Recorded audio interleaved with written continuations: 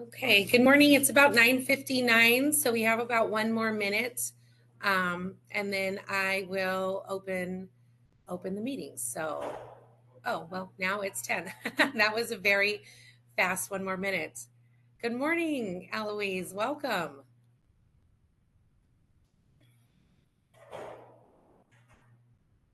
Let's see. Eloise is a new member of the committee. I see that you're on mute, Eloise. If you'd like to unmute and check your mic, we would love that.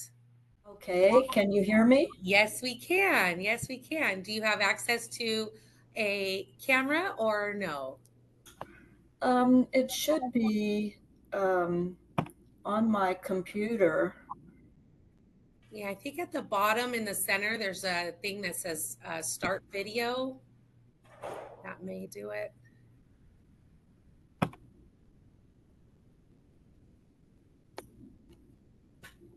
Allow access to your camera. Yes.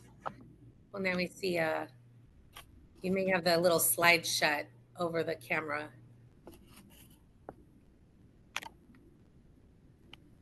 Because it's on, but it's all blacked out.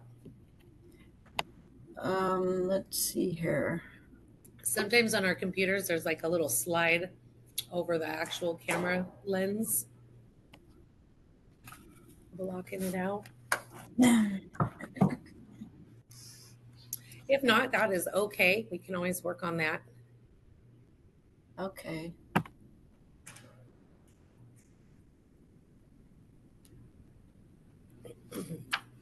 Well, I'm very glad you're here. I'll go ahead and start the meeting. It's 10:01. Good morning, everyone. Welcome to the May 28th, 2025 Cemetery and Funeral Advisory Committee meeting. My name is Gina Cheverini Sanchez, and I'm the Bureau Chief. Before we begin and take roll call, I'd like to thank everyone for being here in person as well as virtually in our hybrid meeting. As stated in the agenda, the public location is here in Sacramento headquarters, and our virtual option is via WebEx. Virtual parties interested in participating in the meeting and making a public comment must have mic ability through their computer. If you do not, there is a phone call-in option to make public comment. All lines are currently on mute. As the meeting progresses through the agenda, the lines will remain on mute until I ask for comment. The link to join the WebEx event along with the call-in information is available on our agenda, which you can find on our advisory committee webpage, which is found under the quick links at cfb.ca.gov. So it's the Bureau's mission to safeguard consumers by licensing and regulating the death care industry through policies and practices that protect the health, safety, and general welfare of Californians. After each agenda item has been presented, I will first ask for any discussion from the committee members. Members, feel free to unmute yourself or just speak up here in person, or you can click the hand raise button and either myself or the moderator will call on you. The public comment period will be available after each agenda item is discussed by the committee members. This approach is necessary to facilitate the meeting and to ensure the Bureau can complete its necessary business. Again, I appreciate everybody's understanding and patience as we navigate a hybrid meeting. Before we get started, I'd like to ask the moderator if there are any other general instructions you'd like to provide. When public comment is called for, we're going to ask that everyone raise their hand to line up for public comment. You can do so by tapping the hand button at the bottom of the screen. Dial-in users will need to dial *3. For our mobile device users, you have 3 different screens and only one of them has a hand button. So you may need to hit the ellipses button, that's the ... and cycle through your 3 different screens. People will be given 3 minutes to speak, and I'll give you a 15-second warning before your time expires. Back to you. Okay, thank you very much. So now I would like to take a moment to introduce our new 2025 through 2029 Advisory Committee. So I want to thank those members that are reappointments. So not everyone is here today, but I will go through all the names. Ms. Jasmine Barrios, Ms. Margaret McMillan, Reverend Bensi, and Ms. Jolina Grande. Thank you for serving again on the committee. And now I'd like to mention our newest members and give a warm welcome to here at headquarters is Mr. Ken Beard, Kirk Giles is on line with us today, and as well as Eloise Keck. Thank you three very much for your commitment and dedication and willingness to serve on our advisory committee. I also want to extend a very special thank you to those members who have turned off of our committee, Ms. Chanel O'Farrell, Mr. Jacob Jett, and Ms. Jean Okui. Thank you so much for your service to the Cemetery and Funeral Bureau. I know, Ms. Okui, this was your second time around on the committee, and the industry, the Californians, and the Bureau just want to extend our very special thanks. Thank you for your service. So now I will do roll call for the record. So committee members, once I call your name, please unmute your line or just speak up here and let me know you're here. As is our first meeting together, if you're new and would like to add a few words, please feel free. Let's see, Reverend Benzie. Here, thanks for the reappointment. Yes. Let's see, Jolene, Miss Jolena Grande. I am here and trying to figure out how to enable my camera. Well, we see you, so you are great. Thank you. You're welcome, and congratulations on your reappointment. Mr. Kirk Giles. Hello there. I'm here. Retired Sacramento County Sheriff's Department. I'm down in Tulare County. I've got a year of public cemetery board experience, so that's where I'm at. Wonderful. Welcome. Welcome. Miss Eloise Keck. And I still haven't figured out my camera. Did you say to click on a little arrow that's on the left? Yeah, or it looks like your camera's on. It just might be covered with looks like it's covered up because it did go from just the plain gray screen to like black with a red dot. So I'm wondering where the lens is. Maybe there's a slide or something covering up the actual camera lens on your computer. Okay, I'm still not sure. At any rate, Okay, welcome. I'm looking forward to being on the committee and learning a lot and also contributing. Thank you. Yes, thank you. And last and certainly not least, Mr. Ken Beard, welcome. Thank you. It's good to be here. Thank you for the appointment. Well, I've been in funeral service for 12 years now. I'm a funeral director, embalmer. I'm also a licensed cemetery manager, crematory manager, even though I don't act in those capacities. Notary public, insurance agent for pre-need funerals. So pretty well-rounded, but I like to share my experiences and also absorb from others so I can share as well. Thank you. So it's good to be here. Yes, welcome. So again, I want to welcome all our new members and thank each of you for your dedication and commitment. This meeting is being recorded and will be posted to YouTube and linked to our website at a later date. So moving on to our public comment for items not on the agenda. At this time, I would like to take public comment. Neither committee members nor Bureau staff may comment on what is said during this agenda item, as stated in detail on the agenda for this meeting. If there is anybody in the audience who would like to make a public comment about issues that are not on the agenda, you may do so at this time.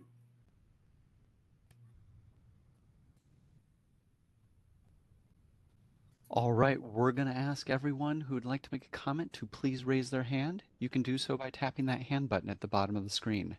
For our dial-in users, you need to dial *3 to raise your hand. And as a reminder to our mobile device users, you may need to hit the ellipses button. That's the ... Our first comment's coming from Steve Crawford. Hold on just a moment. We're sending you a request to unmute your microphone. Having me up first, I do believe we missed an industry member of Jasmine Barrios. Yes, is she? I did not see her on with us today. She is with us. She is in the panelist. Jasmine, I'm so sorry. Welcome. No, that's completely okay. Oh my gosh. That's totally fine. Not a problem. Well, welcome and congratulations on your reappointment. Thank you so much for being here and for your commitment to our committee. No, of course. Steve, thank you for pointing that out to us. And I'll turn it back over to you now for your public comment if you have anything additional to add. Thank you for that. Well, thank you very much. I just wanted to speak to Health and Safety Code 7355, which is in regards to transporting bodies outside of the state of California. Back in February, there was the Terracon conference up in Seattle. in speaking to the colleagues outside of the state, it does seem that the industry standard does not appear to align with the laws in regards to how we transport bodies to other states who currently offer terramation, and that we're not complying with the laws of placing the body in an airtight metal casket when they are unembalmed. So I feel that this law, if it's not going to be enforced, does need to be revisited to better align with how the industry does operate. Okay, thank you. Thank you for that comment. I also will, if you'd like to email me also separately on this comment, I would also appreciate that. Thank you for that, for bringing that to the Bureau's attention. Is there anything else you would like to add or comment on a separate topic, or was that all? No, thank you. That was it. Thank you very much. Thank you. Okay, is there any other public comments? I saw a couple hands flutter up and down, so if you would still like to make a comment, please get that hand back up and I will call on you. We're going to take just a few more seconds.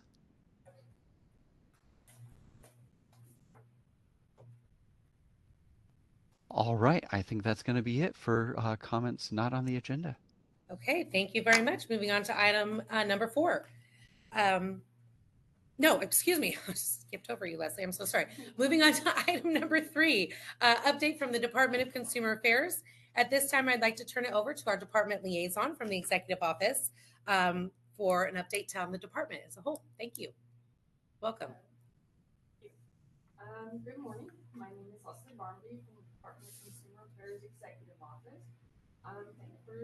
Thank you for the opportunity. This is the moderator. Oh, she needs to be louder. Can we ask that she move closer to a microphone? Yeah. Why don't we move my computer over there? Done and done. Okay, is that better? Fantastic. Thank you so much. Thank you. Thank you for the opportunity to join you today. In January, Governor Newsom released his proposed 2025-26 state budget, which included a proposal to split DCA Oversight Agency, the Business, Consumer and Services and Housing Agency, into 2 state agencies, the California Housing and Homelessness Agency and the Bureau and Consumer Services Agency. The proposed California Housing and Homelessness Agency will oversee housing and homelessness solutions and safeguards civil rights. The new Business Services and Consumer Services Agency will be responsible for consumer affairs, licensing, and enforcement. The Department of Consumer Affairs would be among the 8 departments in the new agency.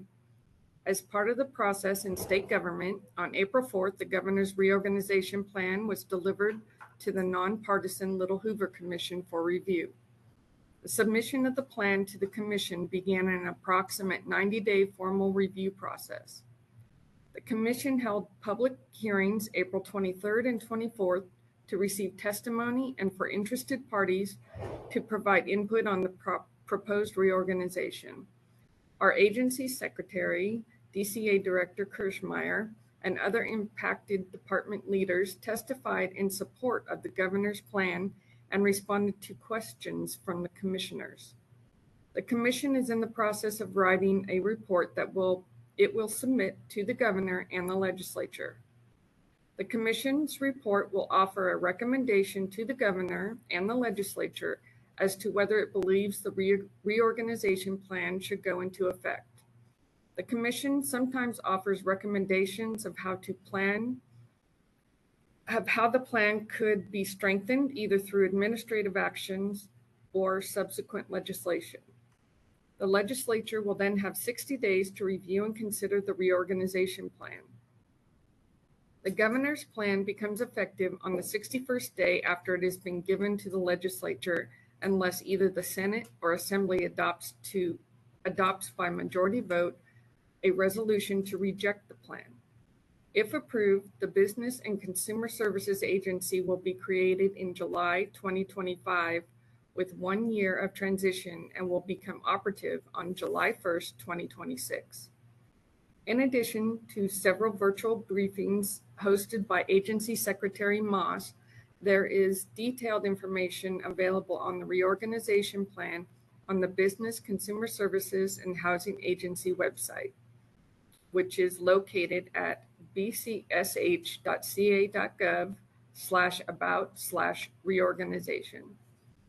We believe this is an extraordinary opportunity for DCA to better align with other consumer protection departments.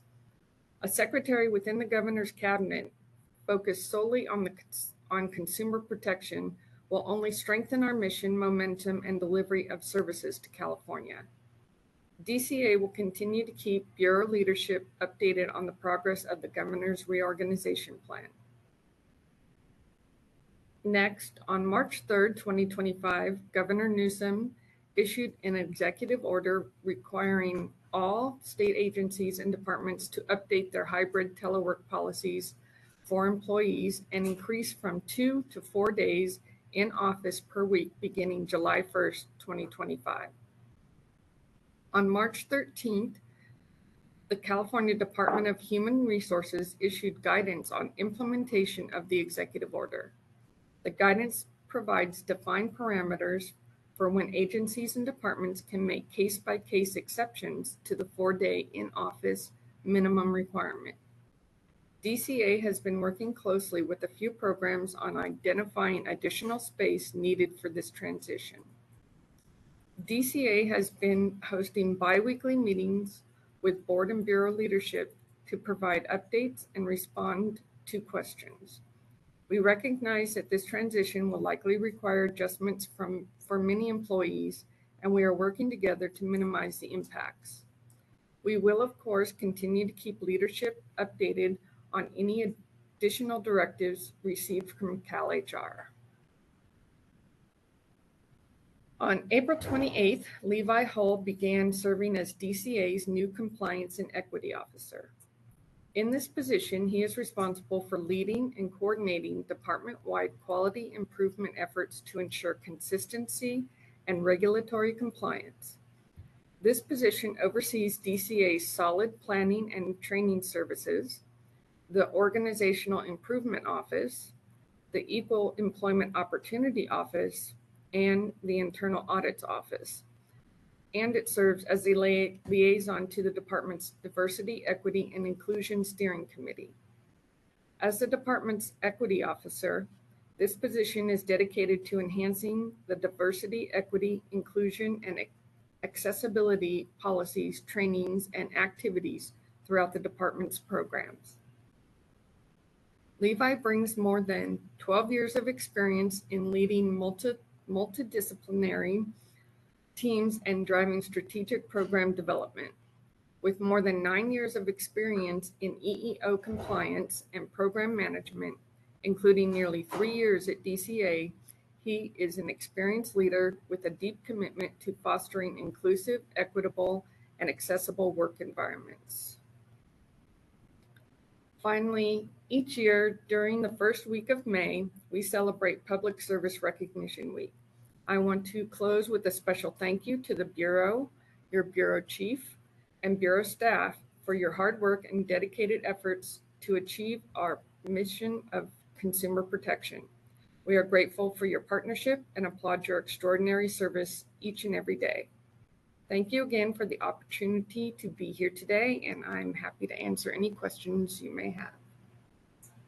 Thank you very much for that update. The reorganization plan, and we're looking forward to that. That is going to have very little impact on the Department of Consumer Affairs. We will still be able to accomplish our mission. The impact is mostly just all positive, having that, as Leslie said, that sole oversight agency solely focused on consumer protection and licensing. So, but our day-to-day business will remain the same, and obviously always improving, as that's our goal. So thank you very much, committee members. Does anyone have any other comments to add to this agenda item? Okay, we'll open it up for public comment, please. All right, we are open for public comment on the DCA update. If you'd like to make a comment, please raise a hand by tapping that hand button at the bottom of the screen. Dial-in users dial *3 to raise your hand, and we will call on people in the order we have requests. We're going to take just a few seconds now to see if we have a request for public comment.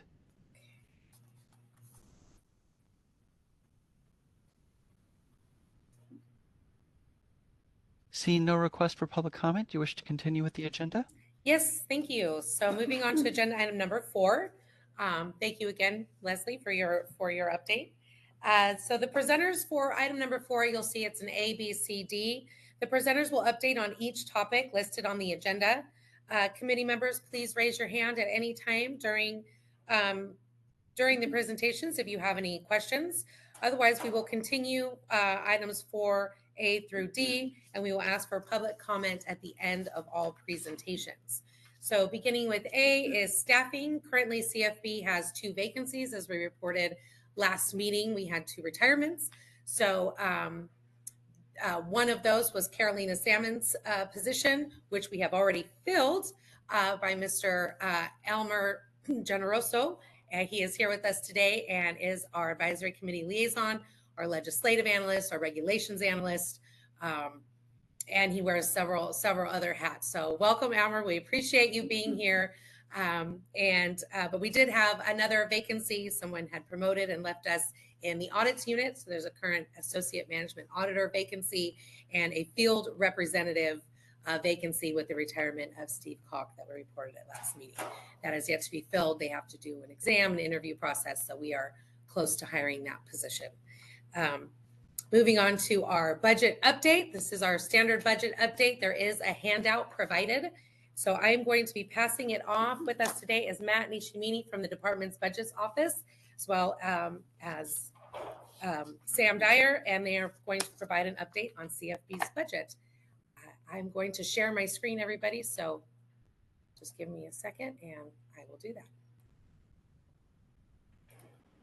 Yeah, let's push this over to him a little bit. Oh, up top here. There you go. Yep, go and take it. And there it is. Thank you. Good morning, Advisory Committee. My name is Matt Nishimini, and I'm here with my colleague Sam Dyer. We're both from the DCA Budget Office. Sam and I currently, we manage and complete all of the economic and fiscal impacts for every regulatory package that goes through the DCA.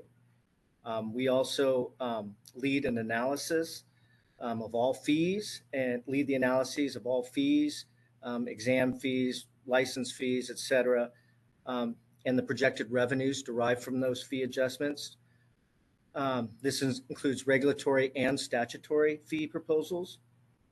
We also help lead a biannual review once upon the release of the governor's budget in January, and then a second review after the budget is enacted in July of every fund conditions within the department. That's 60 or so funds. This analysis is provided to the administration, to the governor's office, to agency, as well as to the legislature, so that they are aware of the health and status of each fund and of any possible future actions needed. We're here today because looking at the fund condition statement on your screen, we can see declining fund balance reserve towards the bottom. It's the bottom 2 lines. This is due to a structural imbalance between revenues and total expenditures. So you can see in about the middle, we have revenues of approximately 6.7 million in the current year, and we have total outlays of 7 million and increasing to about 7.5 million. So we call this a structural imbalance, where revenues are less than expenditures. Now, if you recall, the board last had a fee increase in 2022 with SB 1443. And at that time, based on the data at that time, the fees were projected to sustain the Bureau through the 28-29 fiscal year to allow the board to get, or the Bureau to get through its next sunset review. But since that time, we've seen increased inflationary cost pressures. Plus, there was a significant one-time settlement paid out in the 23-24 fiscal year. As a result, Chief Sanchez engaged our office. Now, at this point, we really have nothing further to report other than the data that we've laid out today, except that we are reviewing the Bureau's budget and exploring all of our options. And we will report back to you at a future advisory committee meeting. And with that, I have nothing to add, but I can take questions. Yes, thank you very much. The Bureau works closely with the DCA Budgets Office at all times throughout our throughout the year, but we do engage with them more a bit once we start seeing the decline in revenue. I know this is talked about every advisory committee meeting. I appreciate Jolena when she's asked questions about, hey, what's happening with our declining months in reserve. I can say that the Bureau is very fiscally aware, and we do watch all of our spending, and we do provide evaluations and so on each year of where we can find savings. So there have been a few things that have been helpful in the past couple of years legislatively for savings. For example, at the time of a revocation or suspension of a cemetery license, historically the Bureau would have to go to Superior Court to conserve the fund. Now it's statutory allowed that we just move forward with conserving the fund.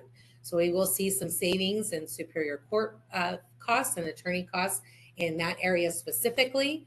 And then obviously we just do a review of our spending each year. So with that said, I'd like to open it up to committee members. If any committee members have additional comments, I'm going to stop sharing here so that I can see the members. I'd like to pause. I'm so sorry. Maggie has joined us. I'd like to welcome you, Maggie. Congratulations on your reappointment. Thank you for your dedication and service for being on the committee. So I just wanted to say hello and acknowledge that you're here with us today. So again, going back to committee comments on the budget items. Maybe I saw Ken here. Go ahead. So just a quick comment. So as an industry member, that 2022 fee increase, we did notice that. And I know there was that projection that it was going to support the budget in some way. However, not meeting that projection because of the inflation, because of the settlement. Once that is past us, or at least is there any way that it's going to get back on track? Is that projected in this next projection? The Bureau historically has been, what did you call it, Matt? Where we spend more than we make. Structurally imbalanced. We have been structurally imbalanced for a decade, but we've managed to just kind of kick the can as far as we possibly could. That fee increase, really, the goal really truly was to hold us over till the next sunset review process. Only because that's a really great way to include fees. There's a lot of engagement with the legislature, a lot of engagement with the public. It makes it just a little bit easier, I think, as a whole for that to go at one time. But that doesn't mean we have to wait like we did with 2022. If it's needed, it's needed. At this time, we're not entertaining a fee increase right now. We're mostly just reporting on the data, watching it, and seeing what kind of savings we can see in the future, because we don't expect another, huge settlement. We're not in the middle of a huge litigation case, for example, right now, that caused that. Matt, do you have something to add to that? No. Okay. That's all. Thank you. Sure. You're welcome. Any other questions from committee? Now you like, yes, go ahead. Am I allowed to ask what this massive settlement was? I mean, this obviously is before my time, but it seems like it's been mentioned a lot, so it must have been detrimental. The settlement cost was $500,000. 525,000 was the settlement. It was from an enforcement case. I don't remember the case name specifically, but it was brought against us by the death doulas and sued in Superior Court versus going through the administrative law that we normally do. So that's why the costs were so much more accessible. It seems significant. Everyone was talking about it. And I didn't Yes, know. and it is online. I can, Okay. I can direct you to where to find that case. And is the fee structure online too? Am I able to get that? Yes, absolutely. Then I'll find it. Thank Yeah, you. or I can have Elmer send it to you. Absolutely. Fee structure. Hey, Gina, this is Michael.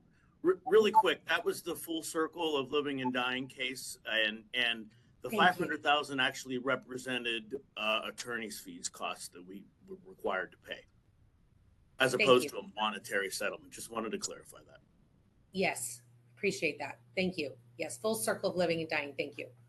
I don't know why that dropped out of my head. Maggie, I see your hands up. Yep, I just have, is being structurally imbalanced, is that relatively typical for a DCA board? Because I don't do a lot of state work. Is that normal that there would be something fed in from the state, or is that atypical? So every program is a little bit different. With this program, if revenues are stable and they're not increasing, we do know that future costs typically do increase moving out into the future. So we have bargaining agreements, salaries and wages, those costs typically go up. And so if revenues stay static and costs are going up, that structural imbalance, that delta is going to accelerate as you move out into the future. And so you want to do something sooner than later. But every program is a little bit different. So some programs have a growing licensee population. And so that in and of itself takes care of that growing revenue to match the growing expenditures. In this case, I think you're relatively static. Yes, so that's one thing. So revenue is from our licensing fees, our annual reporting fees, our internment fees. We're not seeing a huge increase in any of those. And as we all know, we don't necessarily license everyone in the industry. So funeral arrangers, for example, are not being licensed. So our population has stayed the same, but as we know, it's supply and demand. And over the next 10 years, it's just hard to frame. We are expecting an increase in deaths over the next 10 years, which means that we will need more in the death care industry to serve those families. So I am looking, I can't say that. I am looking, not like looking forward, but I am looking ahead at and taking those things into consideration as we look at all of our options with the budget. And if I just, sorry. I was just going to comment on the previous comment about the 500,000. If you look at the fund condition statement that we provided in the 22-23 column, which is that first column down at the bottom, there's 7,042,000, and that's in the 1111. It's about, I don't know, 7 or 8 lines up. So that was the total expenditures in the prior year for the Bureau. And then if you look to the right, there's 6505. That's what our projected spending is in the current year. The difference is approximately 500,000, and that was really due to that case. So that's where you're seeing it in the fund.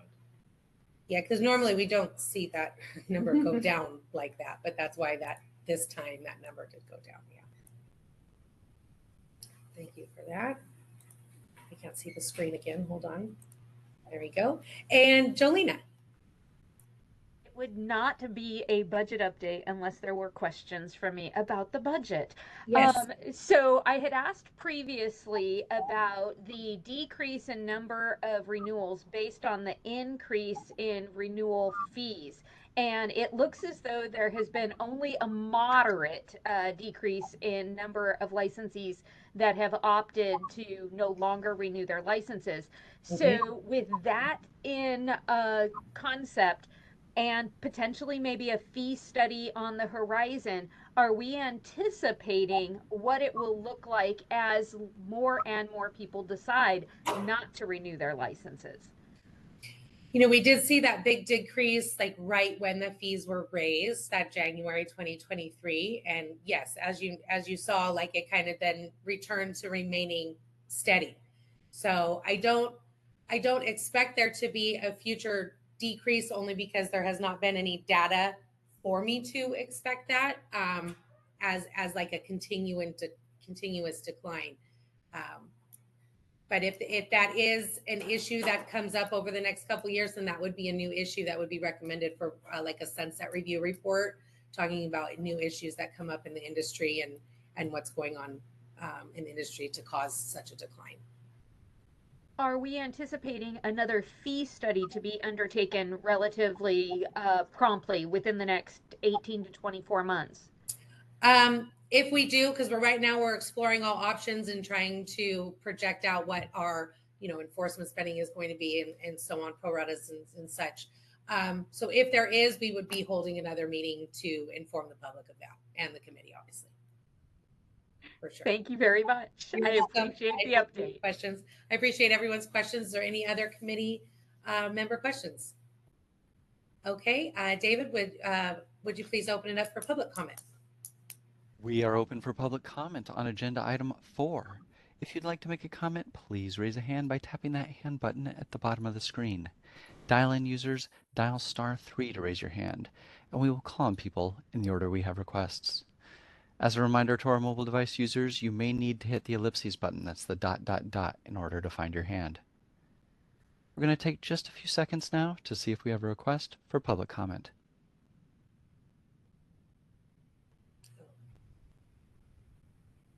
Seeing no request for public comment, do you wish to continue with the agenda? Yes, please. I know I said I wasn't going to do public comment till after item D, but since this was such a larger topic, I decided to take it. Thank you so much, Matt. Thank you so much, Sam, for all your time and for presenting with us today. So moving on to C, business modernization. I'll turn it over to Sandra Patterson, our Deputy Chief, for her update on the BizMod project. It should be able to hear you from there. Thank you, Chief Sanchez, for the opportunity to provide an update on the Bureau's Business Modernization Project, or BizMod.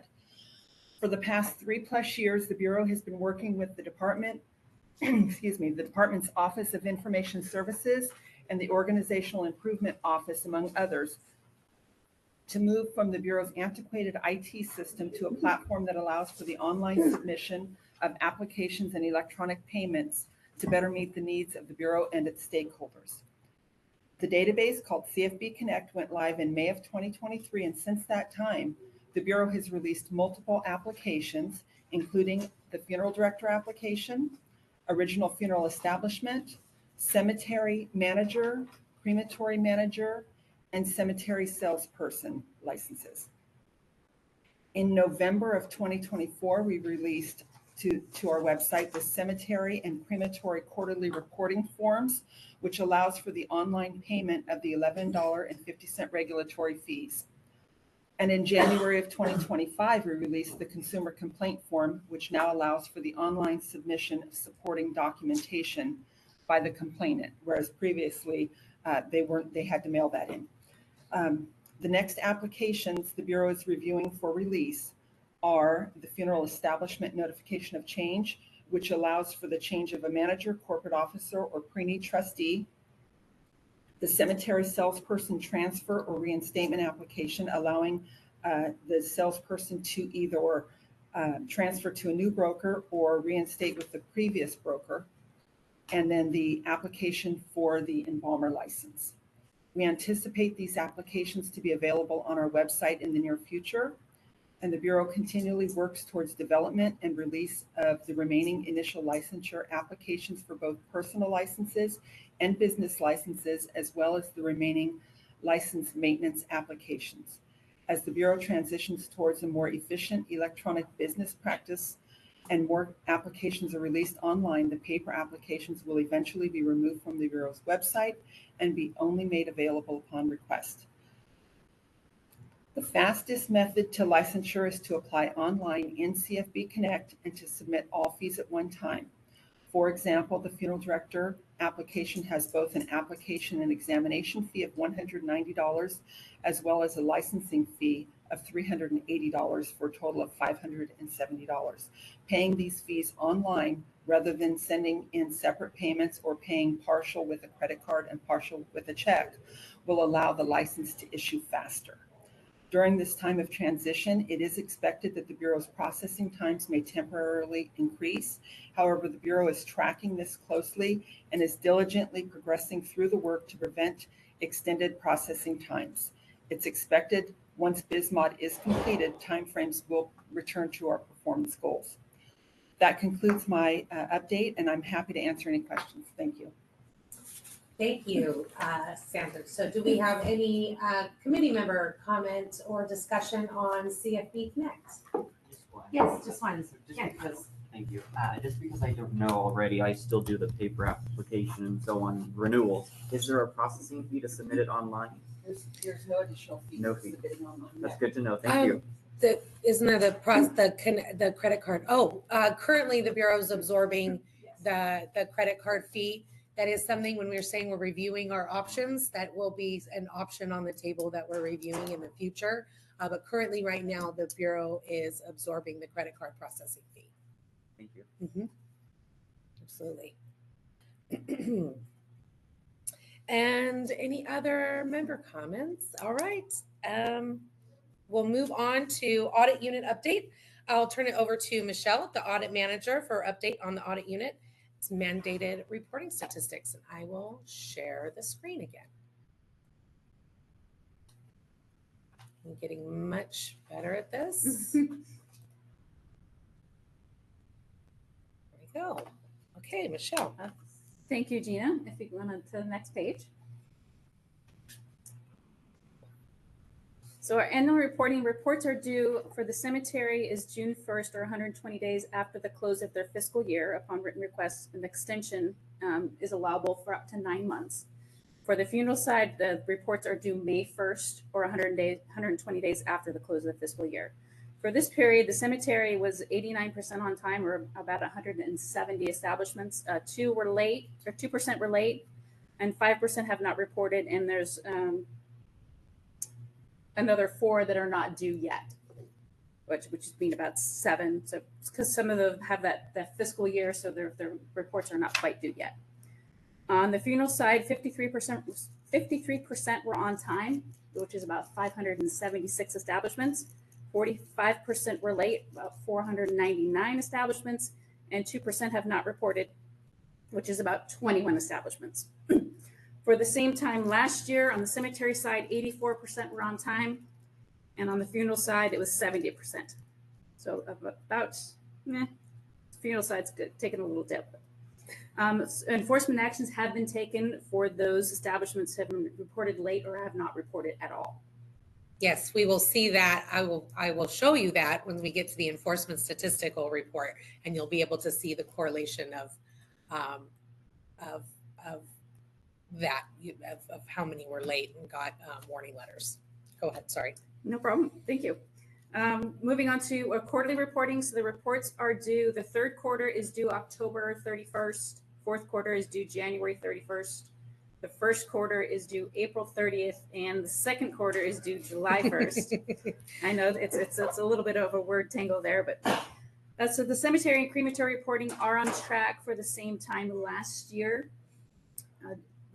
Historically, these reporting forms are very timely. We now have 4 hydrolysis facilities, and most are reporting on time. And additionally, enforcement actions have been taken for those establishments who have not reported on time or not reported at all. Yes. Okay. And then the next slide is just some contact information for us. If you need to get a hold of the audit unit, you can contact Audit CFB. And if you want to apply for the unit trust method under the cemetery reporting, then unit trust at DCA. Yes. Thank you. So obviously these are mandated reporting that is due to the audits unit. The audits unit does review the annual reports. So that is their workload that they have to address once it's submitted. So it is important that they are submitted on time. When she speaks of, or when Michelle says enforcement actions, what she means is we have to open a bureau initiated complaint and determine whether the egregiousness of it is the first time, so on, and determine whether a warning letter goes out, whether we issue a citation, and so on. So those end up being enforcement referrals from the audits unit if there is not reporting timely. Okay, and that takes us to D. So I will open it up one more time for committee member comment. Jolena. Thank you very much, and I appreciate the update that was provided. Two questions, and it might be something that is answered shortly with other updates. But do we happen to know why there's an increase in the number of delays of reports? And two, what activities is the Bureau undertaking to help remedy whatever deficits potential businesses or individuals are finding with being able to report on time? Yes. So why they're not reporting is not something that I have data on. However, the Bureau is taking a lot of different actions. One, we are putting out reminders. So reminders via listserv and Facebook posts of when reporting is due. We also have made not annual reporting, but quarterly reporting for the internment fee. We've made that online, so it makes it much easier for people to meet that deadline. And then additionally, now we are starting that enforcement referral program where if it's their first time of late reporting or non-reporting, we'll be issuing a warning letter that says, hey, this is due, this is the date that they're due. Any further non-compliance may result in a citation or further action on your license. So we're hoping that that will encourage compliance next year. So when we get to the enforcement statistical report, I'll just give it away now. You will see an increase of complaints of 485. And that is because that is how many warning letters that the Bureau sent out. So thank you, our cite and fine staff, enforcement staff, and audit staff for putting that documentation and letters and getting all that out there. So we're hoping that that mass warning out to the industry is kind of like, hey, this is due annually. These must be reported. The consumer funds for annual reporting is incredibly important. It is our mandate of consumer protection. We are mandated to review those files and ensure that those trust funds are safe. So it is very important that those come in on time. So we'll be continuing to work that those methods that I just stated to encourage compliance. Okay, any other comments of members? Okay, I will open it up for public comment. Moderator, thank you. We are open for public comment on all of four, specifically C and D, as in Charlie and Delta. If you'd like to make a comment, please raise a hand by tapping that hand button at the bottom of the screen. Dial-in users, dial *3 to raise your hand, and we will call on people in the order we have requests. We're going to take just a few seconds now to see if we have a request for public comment.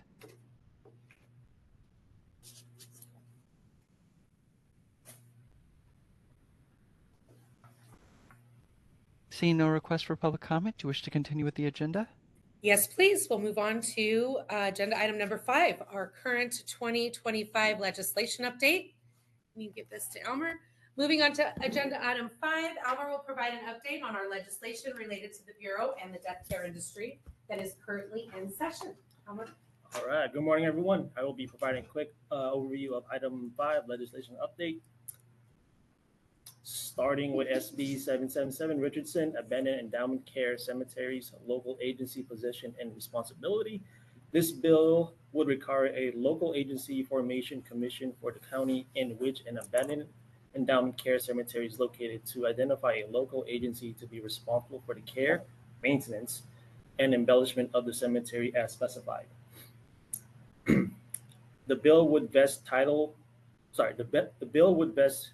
fee title of the cemetery, the local agency, and would restrict the local agency use of property to uses consistent with cemetery purposes. The bill would give the local agency title to any endowment care funds of the prior cemetery authority held by the Bureau and would require the local agency to take possession of all necessary books, records, real property, personal property, and assets of the fund. SB 777 would require the assets to be liquidated and the proceeds placed in a special fund to be expended on care, maintenance, or embellishment of the abandoned endowment care cemetery. The bill would define an abandoned endowment care cemetery and would make conforming changes by imposing additional duties on local agencies. This bill would impose a state-mandated local program. Next would be SB 861, Committee on Business, Professions, and Economic Development, Consumer Affairs. SB 861, or Omnibus as it is referred to, would amend various aspects of regulation and licensing across multiple boards and bureaus. By amending BPC Section 27, the Cemetery and Funeral Bureau shall disclose information on licensed hydrolysis and reduction facilities on the internet, mirroring the requirement to other bureaus' license types. Lastly is SB 344 Pearson, Disposition of Human Remains Scattering at Sea. This bill specifies that these provisions do not allow the scattering of cremated human remains or hydrolyzed remains from a dock attached to shore. That would conclude my report on Agenda 5. I will now turn it back to Bureau Chief for comments and questions. Thank you. Okay, so starting with SB 777. This is a bill that was picked up by Senator Richardson from the issue identified in my Sunset report regarding abandoned cemeteries. That is a very hot topic in the news. This obviously the Bureau does not support legislation or draft legislation, except potentially through the Sunset review process. But we can provide technical advice when the legislature asks for it. So 777. In regards to SB 861, this is just cleanup. We already place hydrolysis facilities informations on our license lookup. It's automatic with our system, but we are just cleaning up the statute to make sure that it's all inclusive of our license types with these two new license types coming in. And then 344, that's just adding a very small clarification. I guess there are very long docks out there because you do have to be 500 feet from the shore, right? So I guess there may be docks that are over 500 feet long. So this is just cleaning that up to ensure that people aren't spreading remains at the end of a dock that's attached to a shore. And so I don't have any other comments. Before we move on to the regulatory update, do the committee members have any comments on these bills? No? Okay. Yes, Kirk. Where is specifically 777? Where is it at in the process? Is it signable this year, or where is it at? It is not that far. Last I checked, it was still in appropriations.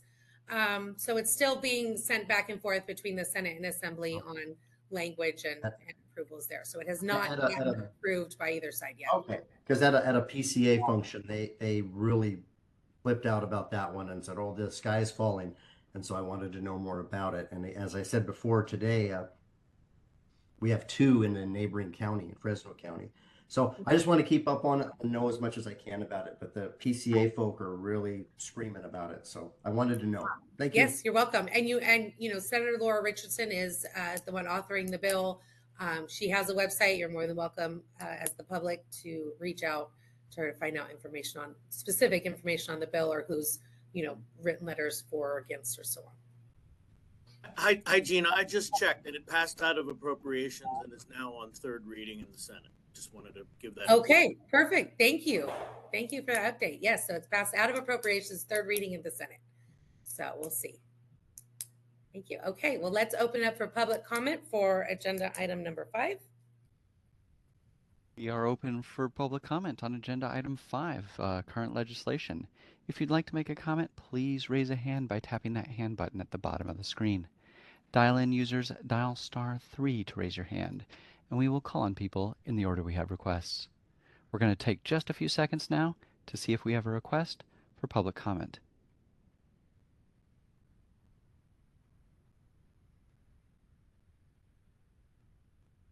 Seeing no request for public comment, do you wish to continue with the agenda?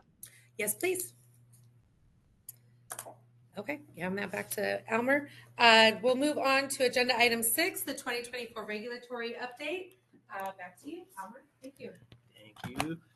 For item number 6, regulatory update, AB 351, reduction of human remains and the disposition of reduced human remains.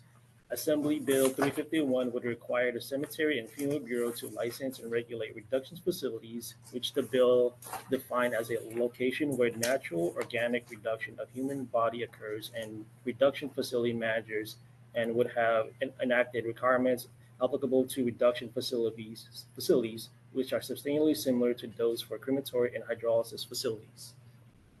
This bill would require a local registrar of births or deaths to issue permits for the disposition of reduced human remains. This bill has a delayed implementation of the date January 1st, 2027. 2027. The bill is developing the proposed text and application and expects them to be released at a future public meeting prior to the submission of the regulatory package to the Office of Administrative Law. This concludes my report on Agenda 6. I will now turn it back to the Bureau Chief for questions. Thank you very much. I know everyone is anticipating the text and the form to be released. I'm sorry I don't have it at this meeting. However, we have been diligently working with our regulatory attorney and our staff here at developing and finalizing that text and form. So as soon as that text and form is in a draft manner, we'll be holding a special stakeholder meeting.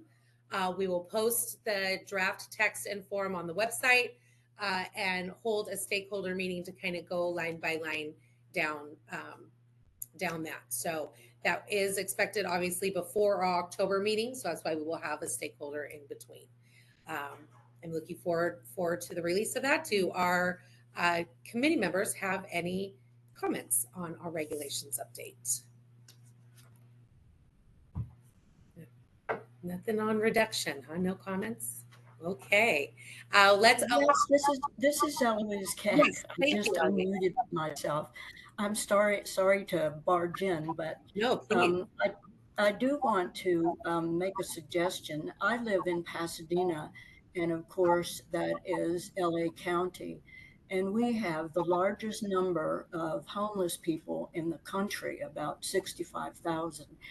And in a recent year, there were 1,865 unclaimed bodies. And those unclaimed bodies are kept for 3 years. And then if no one has come forward, they are cremated, fire cremated. And I would like to see if we could investigate for unclaimed bodies, not cremating them in the future, but instead requiring that unclaimed bodies be naturally organic reduced or hydrolysis, or I have a friend who's in the Neptune Society, something other than cremation. So I would like to put that out on the table for consideration in the future. Thank you. Yes, thank you. Thank you for bringing that up. Unclaimed remains, that is a very sad situation. Unclaimed remains are not under the authority or jurisdiction of the Bureau. They are under the authority of the local counties. So that would be something that each county would decide on their own how they would enter their or spread their unclaimed bodies. That is a great comment though, Eloise, and I would definitely recommend reaching out to your local county and kind of seeing what that would take for them to change that process. I know San Francisco County does the same. They cremate their unclaimed and then have a nice service out in the bay where they spread the ashes. So thank you for that comment. I appreciate that. And as we move forward, cremation took a long time to catch on. Decades. So I do anticipate that hydrolysis and reduction will become more popular as it becomes more the norm.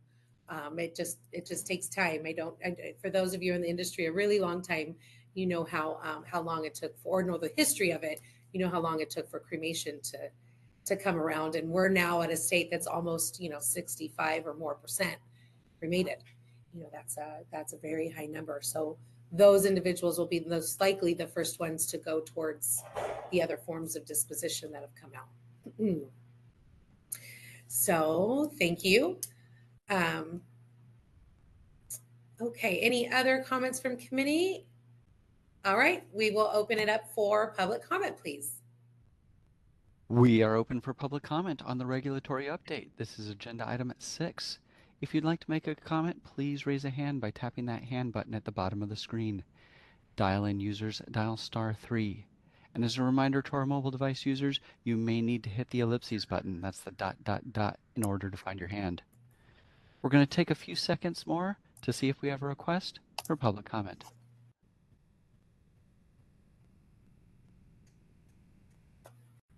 All right, looks like our first request is coming from Tessa Wasan. Please help me pronounce your name when you unmute. Tessa, are you with us? I am. Can you hear me? Yes, go ahead, please. Thank you. Hi, Gina. We met at TerraCon. This is Tessa Wayhausen. Yes, hi, Tessa. Thank you for joining us today. So happy to be here. We're Yes, and my welcome. business partners here too. We're hoping to open an OR facility up in Sonoma County. What's the best way for us to keep track of the zoning, permitting, what we'll be in for as it gets closer to being able to open our doors? Yes. Okay. So we so there's kind of 3 entities involved. So the zoning and so on will be with the city or the county that you're opening with.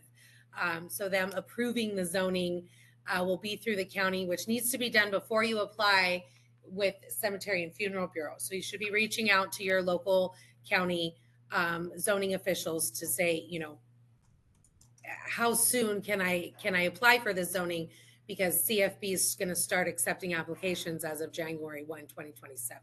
We cannot accept applications before that date, but we can accept applications as of that date. Now, we'll still process your application if you don't have zoning. We'll just make it deficient and send you a letter. The other party, of course, is the Department of Public Health. They'll be approving the chamber, the vessel, that you'll be using. So that approval should come in before you file your application with the Bureau as well, if you can. If not, of course, we'll just send a deficiency saying, let us know when you have that approval letter from CDPH. So it's always helpful to try and do things ahead of time because we are kind of the last stage. Okay. I just don't know if those other entities will be doing anything before then. I'm not sure. Because it's not implemented till the 1st, I would most likely assume CDPH was not going to be issuing anything before the 1st. So, that timing may not line up. But like I said, we'll still be accepting an application on the 1st. So, you can always do that concurrently with the two departments, or even 2 departments and the county at the same time. Got it. And which county department is it? The Department of Health or that would be the state Okay. California Department of Public Health, CDPH, will be the one that approves the vessel. The zoning would be in your own county. Is Sonoma a county or Sonoma in a county? Yeah. It is Sonoma County, Sonoma right? County. Okay. I thought so. Yeah. So it'd be Sonoma County. You'd be dealing with CDPH and the Bureau. Those would be your 3 main entities. Governmental entities oversight. Okay. And last question, if you all can't accept our application and approve it before January 2027, when would be the soonest doors could open? Upon the approval. So for an establishment, any establishment, whether it's production facility, funeral establishment, cemetery, there is an inspection that is required by our inspector. So typically establishment turnaround times is 90 days because we do have to work with you in scheduling that inspection. You need to be there and just the timing of all that. So, we'll be able to accept on the 1st and begin that processing. And then it's just timeliness on whether there's deficiencies, how soon we can get out there.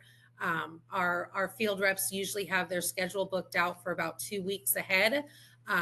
But that doesn't necessarily mean they can't squeeze something in sooner, or if you need later.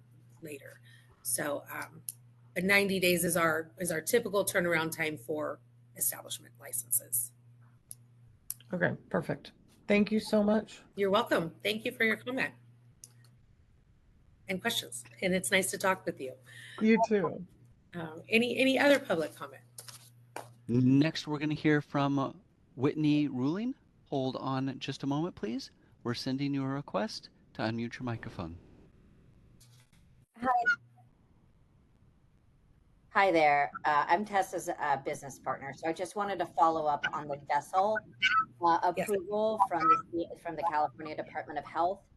So am I correct to assume that the California Department of Health will be providing guidance prior to the January 1st, 2027? So as we develop these vessels for, approval, we will at least know we're on the right track as we're, investing time and resources into the process. The California Department of Public Health also has to release their own regulations, just like we're doing. Got it. So yes, those will be out, and that guidance will be out. I'm not quite sure, as I'm not involved with their process, but I know that just a month or so ago, I kind of had something on the website and sent out a listserv, an email blast about them trying to gather information from people and had some guidance questions. So they've been using that to build their own regulatory structure. So yes, they will have guidance. Great. And how can we stay apprised of their essentially progress on the process? That is a good question. I am not sure if they have a dedicated email or not. I don't know. CDP. Yeah, I think that's already been taken down, this survey. I think they already did that one. Yeah, if we have, I don't have a contact information for the public to ask them questions at this time. But if you want to shoot me an email and I can find something for you, then I'll do my best. Okay, thank you so much. Yeah, you're welcome. Bye. Bye. It was nice to talk with you both. Is there any other public comments? Those were our only requests for public comment. Okay, wonderful. Thank you. Then we will be moving on to agenda item 7, the licensing statistical report and update on examination development.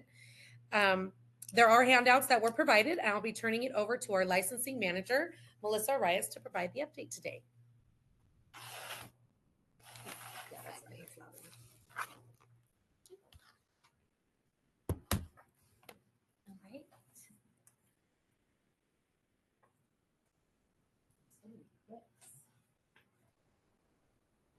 All right, go. Thank you, Gina. Good morning. The statistics provided reflect the first half of the fiscal year 2024-2025, specifically July 1, 2024 to December 31, 2024. First is the performance measures. As we have reported, we are experiencing a slight increase in our timeframes. We are continuously working to migrate all license applications to our online system, CFB Connect, as was reported by the Deputy Chief. During the online implementation and system testing, we are experiencing slight delays in processing applications. Our licensing team is diligently working to process applications efficiently to ensure licensure is available to applicants as soon as possible. We appreciate the patience and understanding as we navigate these changes. Our goal is to continue to integrate all license applications online while meeting performance target timeframes. The next slide is the number of licenses issued. It appears we are on track to meet or exceed last year's numbers. All right. Yeah, because so if you notice this last year we issued, just shy of 1,000 and we're already at 600. Yeah. So yeah, we include previous fiscal year 953, and then for the half of this current fiscal year, we're already at 600. So we're on track. All right, next is the exam pass. Oh, I'm sorry, moving on is license renewals. As you can see, we are seeing 60% renew online for the first half of the year. We hope to see this number stay consistent for the remaining half of the year. Next is the exam pass rates. These reflect the pass rates for the California law exam for funeral director, embalmer, cemetery broker, cemetery manager, and crematory manager. You'll see those listed out there. Look at that FDR. That's the funeral director pass rate. Yes. Yes, I am happy to report the pass rates for funeral director has increased, as historically it has remained at 50%. The Bureau does not have any data as to the reason behind this increase. But we like to see it. But we're happy about it. Yes. We're happy to see it. And also, as always, a shout out to our schools. As you can see, the embalmer pass rate is 20 failed 0. That is awesome. Yes. Okay. All right. Finally, we have identified the most common application deficiencies. The best way to avoid deficiencies is, whenever possible, apply through CFB Connect. Well, that concludes my report on statistics, and I'll be moving on to examination development. Since the last advisory committee meeting, the new crematory manager written examination was released October 2024. We appreciate all the licensed crematory managers who helped in workshops for this category. In July, the Bureau will begin the occupational analysis for the cemetery manager license category. The analysis will kick off with a survey which will allow all licensed cemetery managers who are working or have worked in the industry in the last year to provide information on industry trends. Recruitment for the cemetery manager workshops will begin in July. The workshops will be held in person and via teleconference, depending on the category. SMEs who participate in workshops are reimbursed at a daily rate of $250. SMEs who participate in an in-person workshop are eligible for the daily rate plus some meal reimbursement. All travel arrangements are handled by the Bureau. All licensed cemetery managers are encouraged to update their mailing address as soon as possible to be sure they are receiving all correspondence relating to opportunities to participate in the occupational analysis and exam development. And that concludes my report for agenda item 7. I'd like to turn it back over to the Bureau Chief for any questions and comments. Thank you. Okay, any comments from our committee members on licensing? No? Okay. I will open it up for public comment, please. We are open for public comment on agenda item 7. If you'd like to make a comment, please raise a hand by tapping that hand button at the bottom of the screen. Dial-in users dial *3 to raise your hand, and we will call on people in the order we have requests. We're going to take a few seconds to see if we have a request for public comment.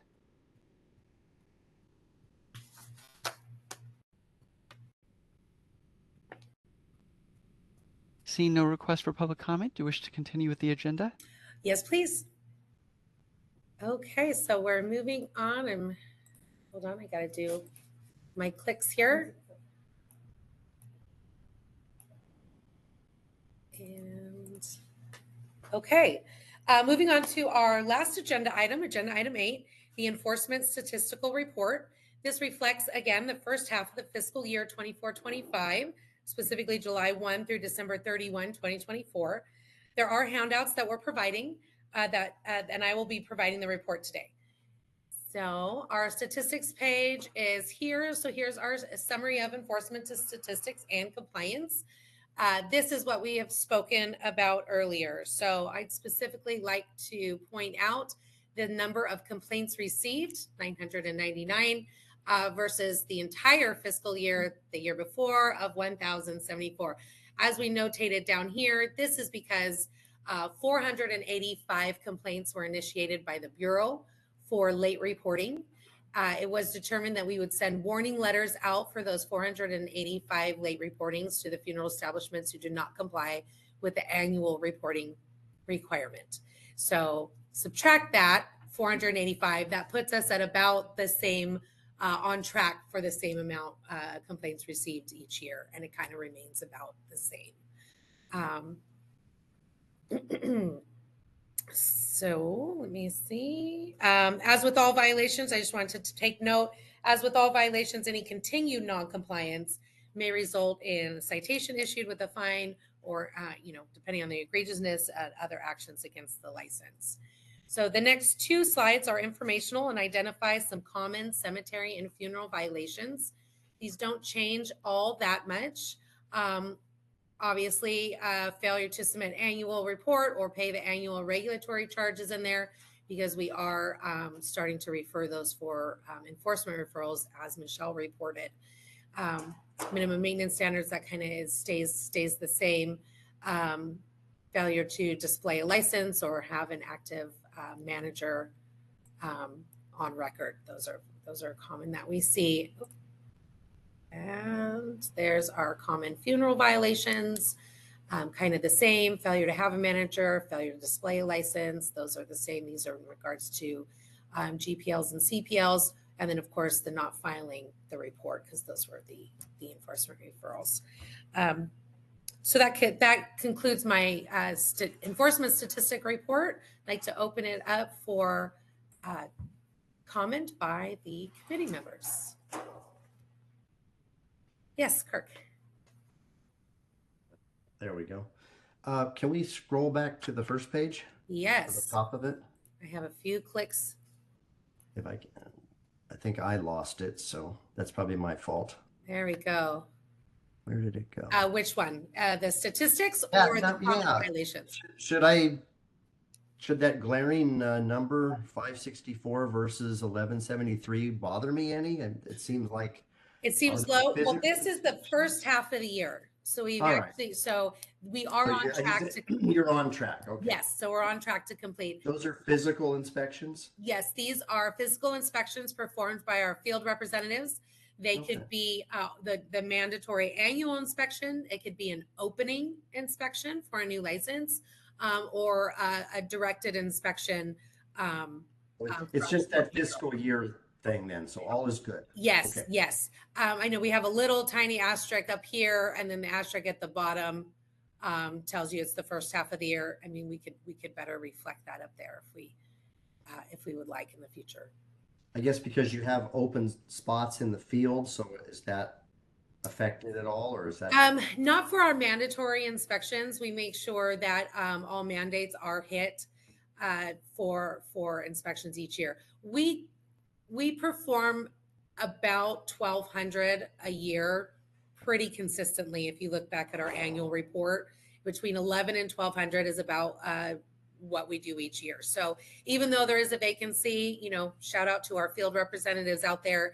They are covering that area very well, and hitting those inspections. Okay, just wanting to learn. Great. Thank you. Yeah, absolutely. I appreciate the questions, because there's stakeholders out there that may also need to learn. So I appreciate the questions. Okay, any other member comment? Seeing none, let's open it up for public comment, please. We are open for public comment on agenda item 8. If you'd like to make a comment, please raise a hand by tapping that hand button at the bottom of the screen. Dial-in users dial *3 to raise your hand, and we will call on people in the order we have requests. We're going to take just a few more seconds now to see if we have a request for public comment.